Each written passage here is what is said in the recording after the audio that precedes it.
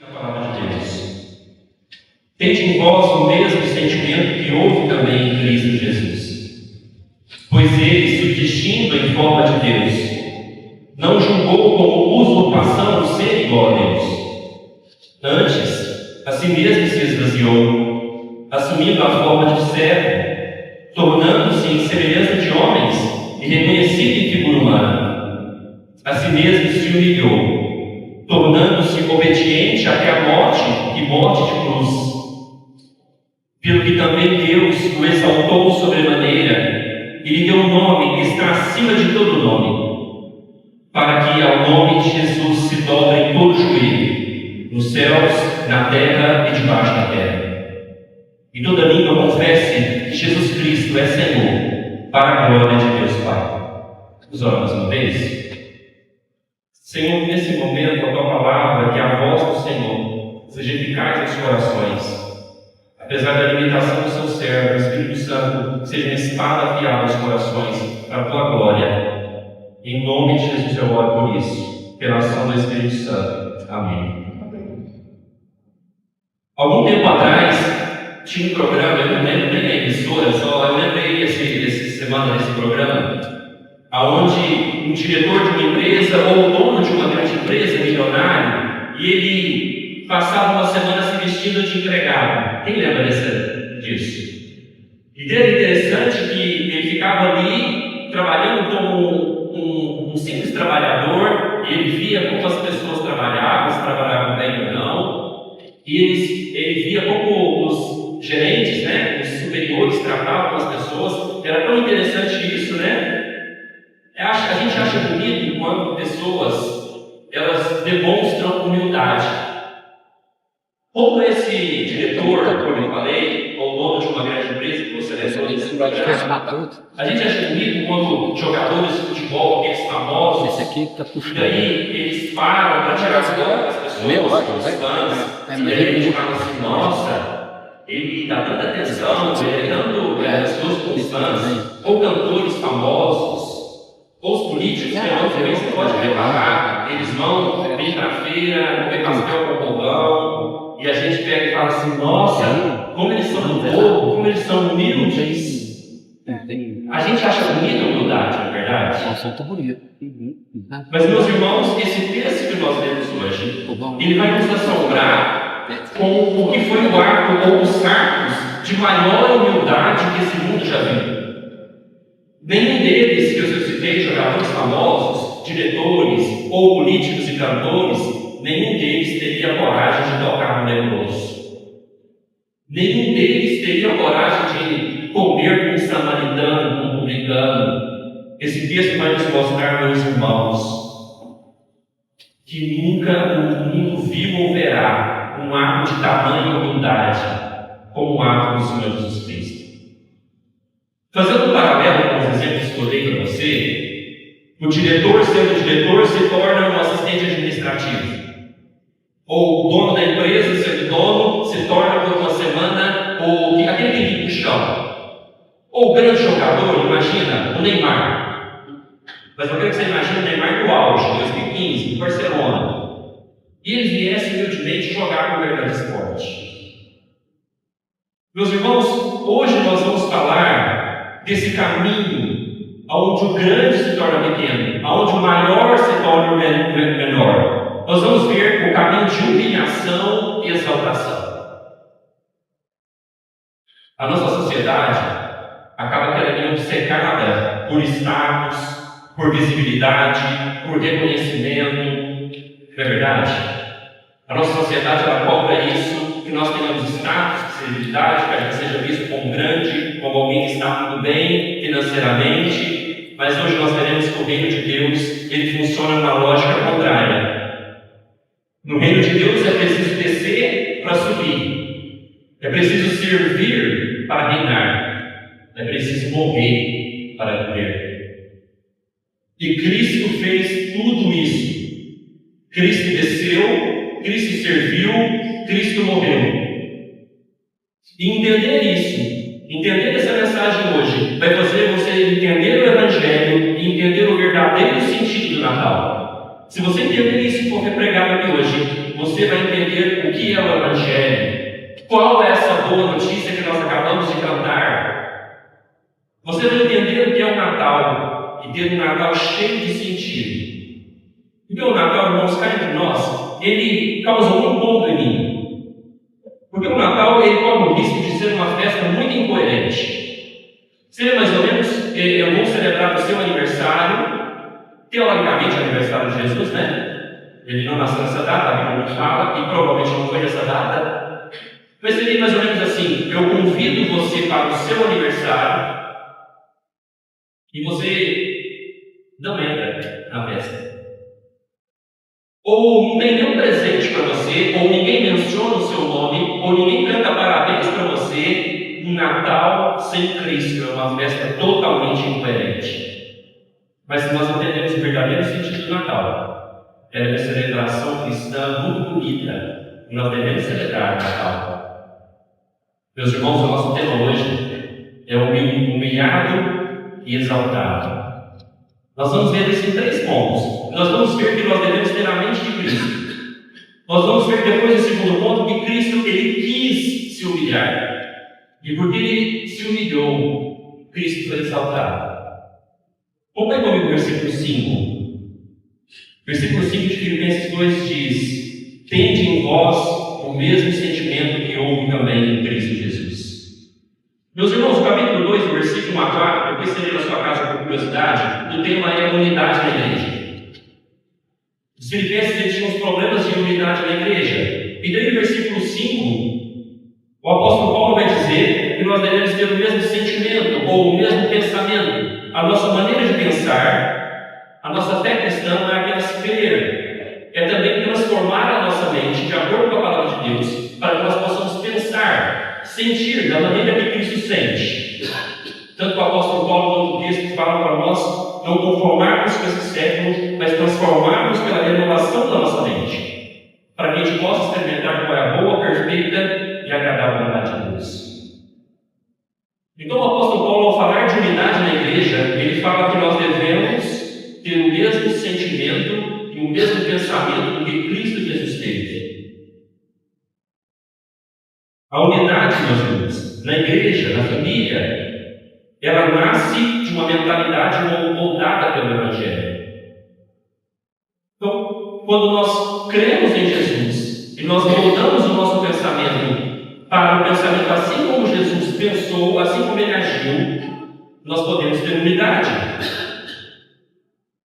Então, quando está tendo uma desavença na igreja, na família, a pergunta que tem que ser é o seguinte: qual de nós não está tendo o mesmo sentimento de Cristo?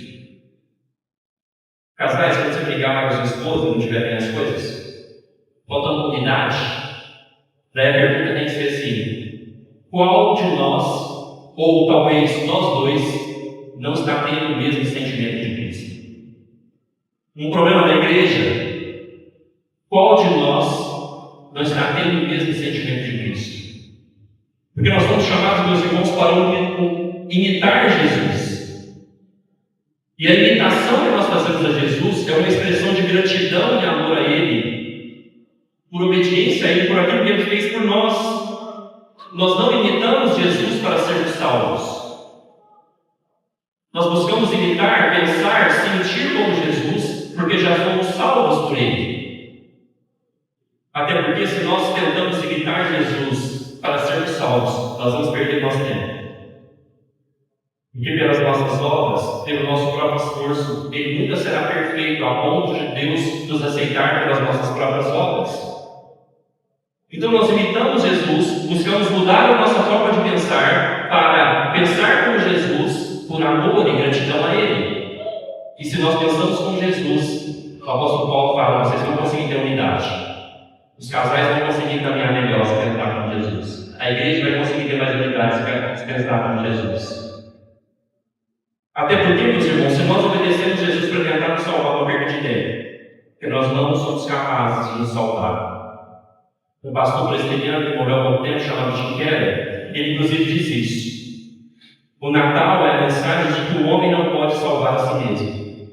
Essa é a verdadeira mensagem do Natal. A mensagem do Natal é que nós não éramos capazes de nos salvar. Deus veio nos salvar. Essa é a mensagem do Natal. Porque, meus irmãos, nós sabemos que essa humanidade estava caída, o homem estava perdido, e o homem precisava ser resgatado do pecado, do diabo, da consequência do pecado que é a morte. Então Jesus veio. Isso é Natal. Jesus veio porque nós estávamos perdidos. Jesus veio porque nós, sem Cristo, somos escravos do pecado. Jesus veio porque nós estávamos caminhando a passos largos para o inferno, porque nós não conseguimos nos salvar. Então Jesus veio nos salvar. E para nos salvar, Ele teve que se humilhar. No versículo 6 a 8, acompanhe comigo a leitura.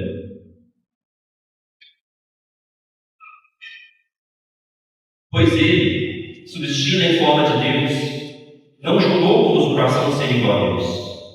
Antes, a si mesmo se esvaziou, assumindo a forma de servo, tornando-se em semelhança de homens e reconhecido em figura humana. A si mesmo se humilhou, tornando-se obediente até a morte de cruz. Meus irmãos, essa parte da Escritura, no versículo 6, vai falar de Jesus. Ele é Deus. O versículo 6 nos mostra a posição eterna de Jesus. Nós cremos, meus irmãos, que Deus é o único Deus, que subsiste em 3 pessoas, o Pai, o Filho e o Espírito Santo. Então Jesus, sendo Deus, diz, meus irmãos, que Ele não usou como usurpação o ser igual a Deus. Cristo, plenamente Deus, co-igual com o Pai. Em João 10,30, Jesus diz assim: eu e o Pai somos um. Em João 14,9, Jesus disse para um dos seus discípulos: quem vem a mim, vê o Pai. Meus irmãos, e ele vem, se esvaziando. Versículo 7 fala que ele se esvazia da sua posição divina. Ele se esvazia e ele se torna um de nós. Ele assume uma forma de servo. Ele é reconhecido em figura humana. O que significa? Jesus, ele se encarnou. Em João capítulo 1, no versículo 1 diz assim: no princípio era o Verbo, e o Verbo estava com Deus, e o Verbo era Deus. E lá no versículo 14 vai dizer o seguinte: e o Verbo se fez carne e habitou entre nós, cheio de graça e de verdade, e vimos a sua glória, glória como do unigênito do Pai. Mas você pode imaginar a grandeza da encarnação? O Verbo de Deus, eterno, Deus, nasceu como bebê e agora precisa aprender a falar. Você pode imaginar um Deus todo-poderoso que é dono de todas as coisas? Ele não tinha uma casa para nascer, nasceu numa manjedoura. Você pode imaginar Jesus, Deus, o pão da vida, que precisava agora de se alimentar no leite materno da sua mãe? Você pode imaginar ele sendo o Senhor dos exércitos? Ele precisava fugir, porque estava sendo perseguido e se protegido pelos seus pais.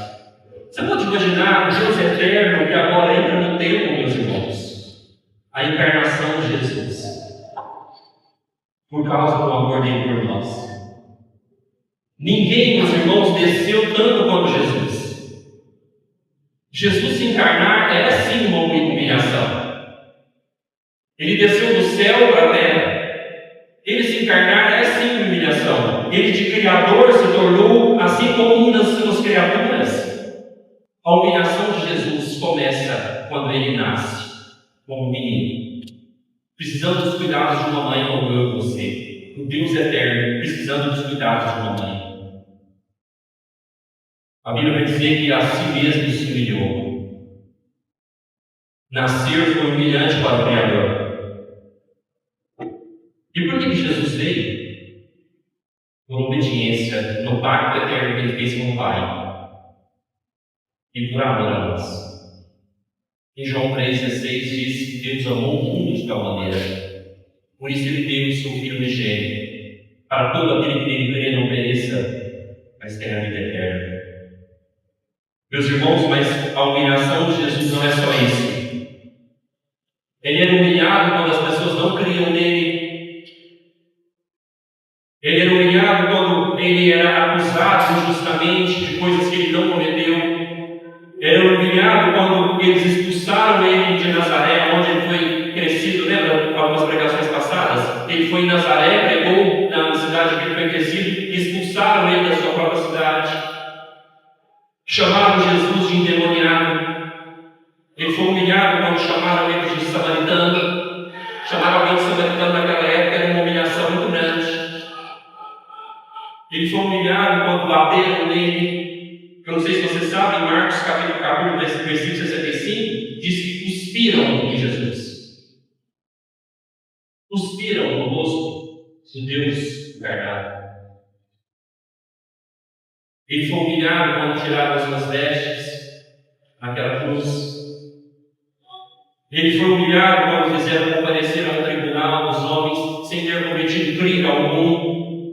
Ele foi humilhado quando foi traído por um dos seus discípulos. Mas vai dizer, meus irmãos, que Jesus nunca evitou as suas humilhações. O versículo 8 fala, tornando-se obediente. Aqui eu quero fazer um paralelo e um contraste com Adão. Que a Bíblia fala que Jesus é o segundo Adão, Romanos capítulo 5, versículo 12. Um contraste com Adão. Adão ele era homem e queria ser Deus. Jesus é Deus e quis ser homem. Adão desobedece a Deus. Jesus obedece a Deus em tudo. Adão buscou a exaltação. Cristo buscou a humilhação. Adão, ao buscar a exaltação, foi humilhado. Jesus, ao ser humilhado, será exaltado. Assim como ele mesmo ensinou em Lucas capítulo 14, versículo 11, que Jesus disse, pois todo o que se exalta será humilhado, e o que se humilha será exaltado. Meus irmãos, ninguém se humilhou tanto como Jesus. Ninguém desceu tão baixo como Jesus.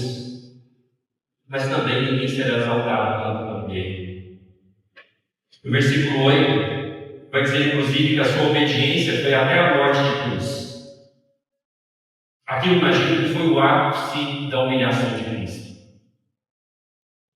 A cruz, meus irmãos, era humilhante. Os romanos matavam na cruz criminosos terríveis. A cruz era humilhante morrer na cruz. Naquela cruz, Jesus sem ter pecado. Foi humilhante para ele também receber aquele sofrimento. Foi doloroso para ele receber aquele sofrimento.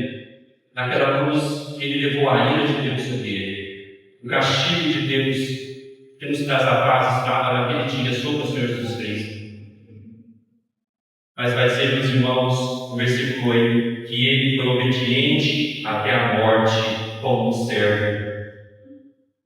Jesus veio se humilhando para fazer a vontade do Pai. Qual era a vontade do Pai? Isaías 53, versículo 10 diz, ao Senhor agradou o moelo, fazendo enfermar quando ele dera sua alma como oferta pelo pecado. Jesus veio agradar ao Pai, e a vontade do Pai era fazer moelo naquela cruz, levando o castigo, a ira dele pelos nossos pecados. A descida de Jesus não para aí. O que acontece naquela cruz?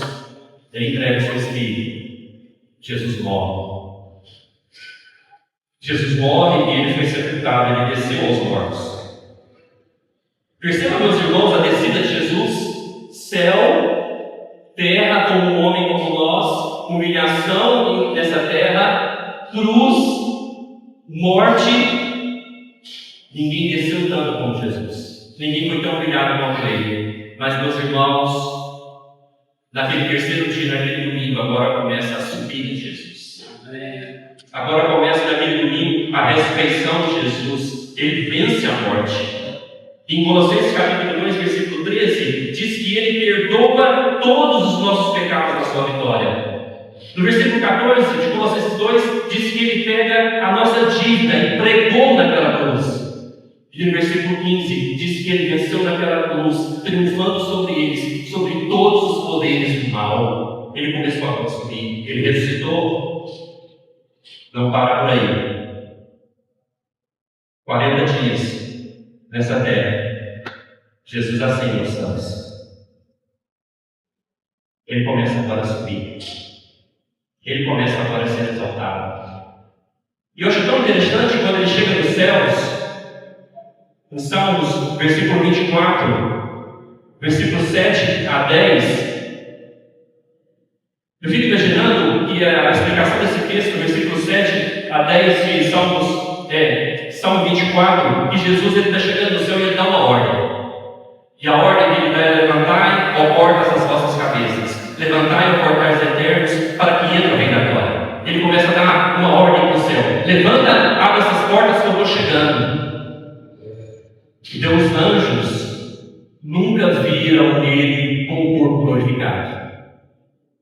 Fico imaginando os anjos ali, fazendo uma inferência. Anjo mineiro como a gente, uai, quem é esse? Quem é o Rei da Glória?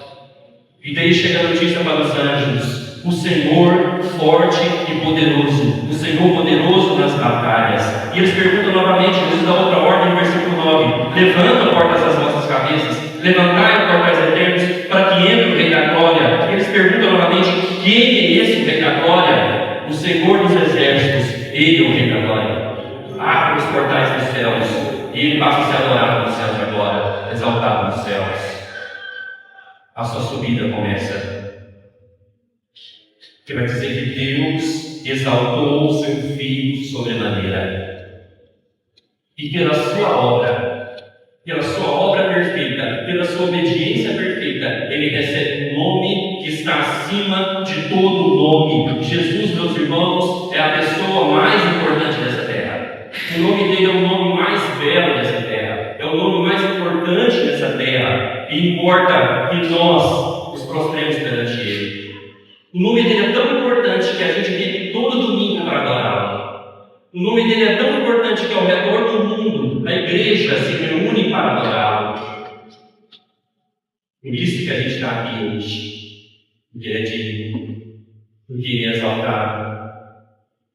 Mas hoje, quem crê e reconhece Jesus como Senhor, quem reconhece que o nome dele está acima de todo nome, quem se dobra perante o Senhor Jesus, a Bíblia fala que é salvo.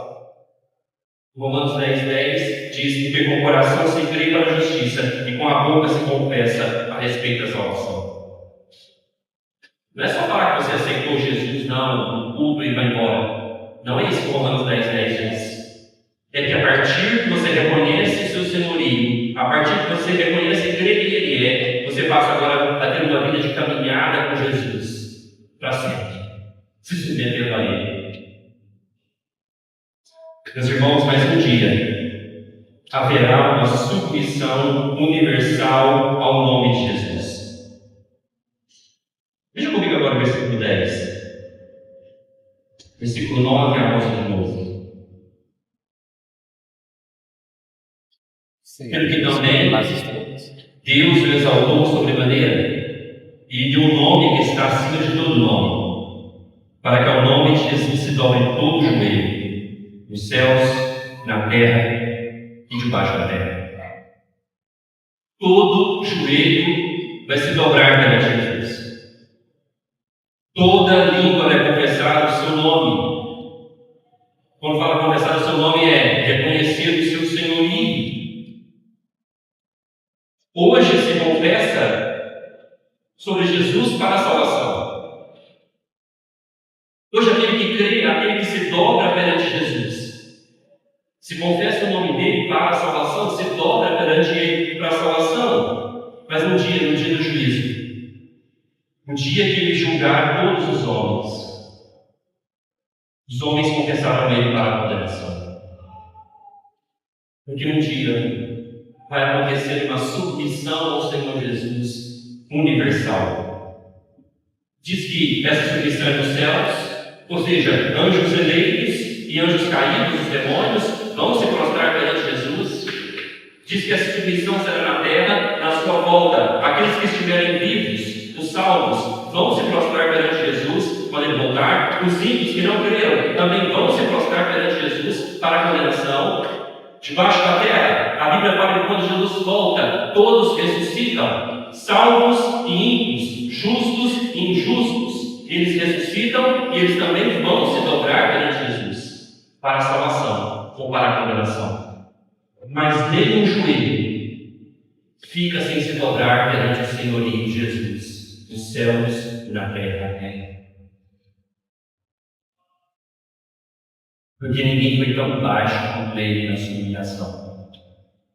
Ninguém vai tão alto quanto ele na sua exaltação.